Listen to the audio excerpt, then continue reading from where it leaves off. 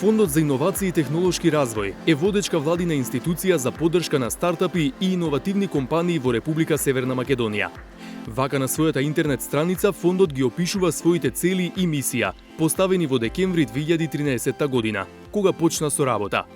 Во своето портфолио, ФИТР вели дека дури 43% од организациите што преку него добиле финансиска поддршка се стартап компании, претежно основани од млади луѓе. Ни беше драго кога се најави како една од најиновативните иницијативи поддржани од Светска банка 2014 година, каде што на Балканот за прв пат, Западен Балкан, Македонија и Србија добија фондови со кои што може да се поддржат иновации и технологија.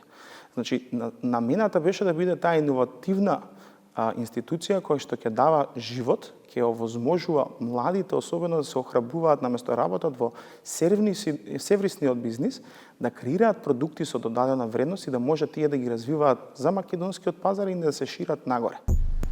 Но низ годините фондот го следеа многу скандали, најчесто поврзани со оправданоста на некои од проектите што беа финансирани.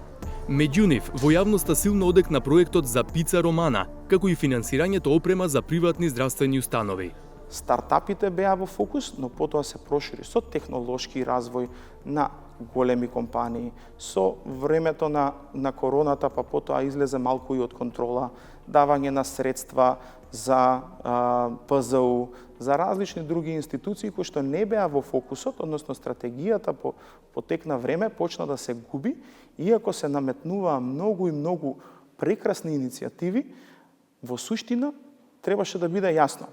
Треба да биде институција која што ќе насочува пари кон развој на нови компании, кој што ќе поддржува иницијативи, кој што ќе може да продолжат да ги развиваат и ќе има финансии за да го поддржи развојот на таквите компании на странскиот пазар.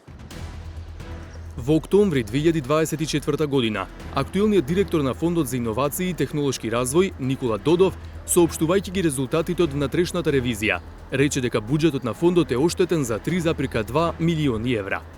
Внатрешната ревизија утврдила несоодветни договори и сомнителни практики, вклучувајќи фирми поврзани со политички функционери, договори со правни неправилности, конфликтни интереси и прикривање на податоци дополнително ги подкопуваа капацитетите на фондот. Сомнителни активности вклучуваат и компании кои добиле повеќе грантови за идентични проекти, како и фаворизирање на одредени градови во државата. 360 степени за ова го праша основното јавно обвинителство Скопје, откаде потврдуваат дека кај нив се активни најмалку 2 предмета поврзани со извршени ревизии и сомненија за злоупотреби при доделување средства од Фондот за иновации во различни временски периоди. Предметите се во фаза на постапка за претходна проверка на наводите. Со оглед на тоа што обвинителството ги евидентира предметите по пријавени лица, а не според институцијата во која е наводно извршено делото, не е исклучено и во други обвинителства да има поднесени пријави по кои се постапува. Ова се дел од причините што ги наведуваат и од владата, поради кои било решено со процес на реорганизација на институциите да биде опфатен и Фондот за иновации и технолошки развој. Владата реши фондот да го спои со Агенцијата за поддршка на претприемништвото. Го задолжи Министерството за образование и наука да формира работна група која ќе треба да изработи нов или да направи измени и дополнување на Законот за иновацијска дејност, со кој ќе се реорганизира Фондот за иновации. Од Министерството за образование велат дека ФИТР со години придонесувал за развојот на економијата, придржувајќи се до своите цели и мисија. Но министерката Весна Јаневска вели дека потоа одредени структури направиле злоупотреби, со кои фондот неповратно го изгубил својот кредибилитет. За жал, беа злоупотребени околу 3,2 милиони евра според внатрешната ревизија од страна на фондот и 60 компании и 50 приватни здравствени установи. Само да подсетам, значи беа доделувани средства за иновации во правење на пица, 240.000 евра за биоразградливи хулахопки, ќе ви кажам тоа што ќе се сетам, па на компанија за кейтеринг биле доделени средства за производство на козметика на биолошка основа и така натаму.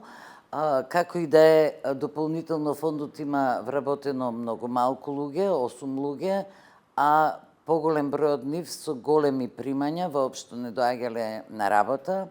Според неа, со спојувањето на двете институции треба да се оформи нова која ќе придонесе за развојот на технологијата и иновациите и ќе го стимулира предприемништвото.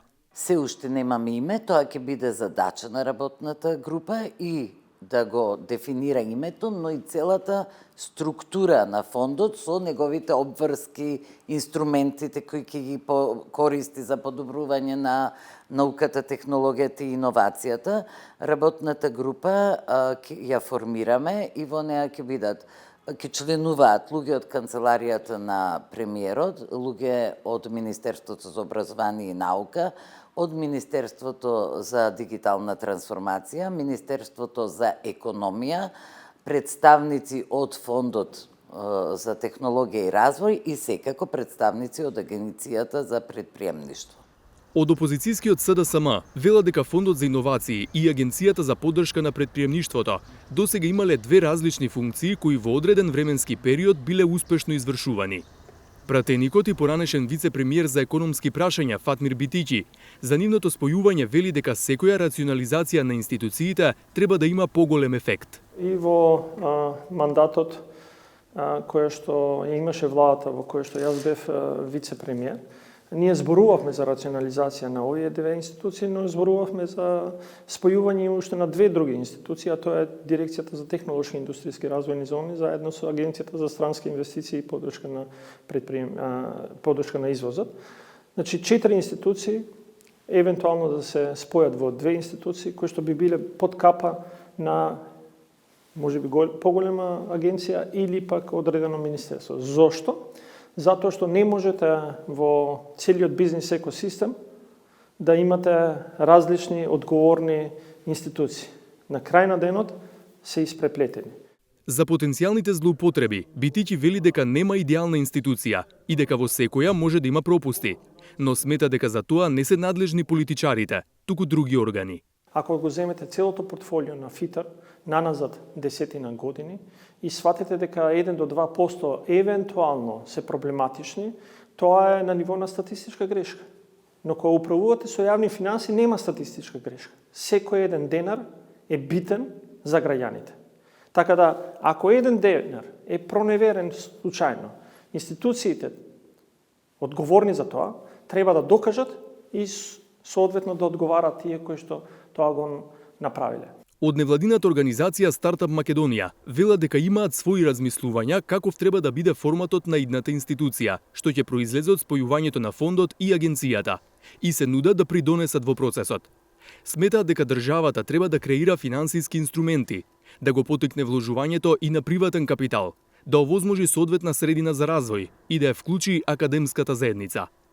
Тоа што сите се согласуваме е дека би требало да биде поделено за различни категории и различни програми и финанси кои што ќе се одвојат за секој стейкхолдер кој што е во екосистемот. Зошто го викам тоа? Затоа што не можеме исто да ги таргетираме оние кои што развиваат ракети и оние кои што делкаат дрво. На некој начин не треба ние да знаеме како да направиме ракети, ама е потребно да им дадеме можност за оние кои што сонуваат да направат ракетата и знаат да направат, да имаат ресурсите, поддржани нормално од средствата на владата, да креираат решение кои што ќе направи многу поголем импакт, поголема иновација, поголема додадена вредност, ќе се вратат средства преку одредени механизми и даноци внатре во економијата, младите ќе се вратат, ќе сакаат да работат за такви компании, затоа го гледаме стартапот како една многу битна, да кажеме, алка во начинот на нашата ревитализација на земјата. Стартапите се компании што уште на почеток нудат нешто ново и иновативно и најчесто имаат брз раст. Клучни се добрата идеја и пристапот до фондови. Во случајот со Македонија, клучна ќе биде и најавената реорганизација на институциите, за да не изостане поддршката од државата.